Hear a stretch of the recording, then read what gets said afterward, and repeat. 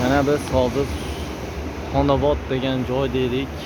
Go'zallikni ko'rmasanglar bo'lmaydi. Nodir gul asari deydigan darajada ekan.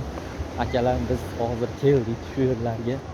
Mana bu go'zallikka nima deysizlar? Bu yog'imiz Qirg'iziston hududi bo'ladi, bu yog'imiz O'zbekiston hududi bo'ladi. Mana shu chegaralar o'netlardan to'silgan chegaralar. Ko'ryapsizlar? Mana shu yerlar. Xullas go'zal tabiatimizda bu. Chiroylimi? Akalar, like'larni banglatib yuboringlar. YouTube va Instagram, TikTok sahifasiga joylashtiramiz. Mo go'zallikka nima deysizlar? Mo go'zallikka, go'zallikni ko'ryapsizlarmi mana? Mana go'zallik-u, mana go'zallik. Mana xullas ko'prikdan o'tishimizga mana shu suvda go'zallikka. Mana go'zallik.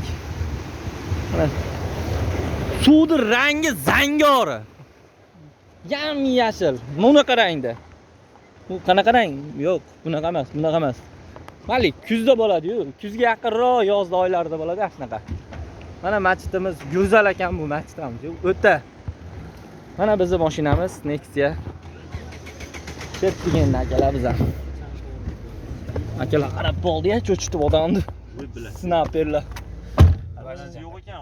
Bagajni kesib pishadi oling. O'steyga. Biz yalad olmaymiz chunki bizga kerak emas.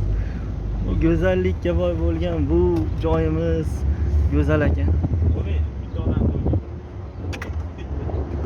Masjid haqiqatan chiroyli chiqdi akalar.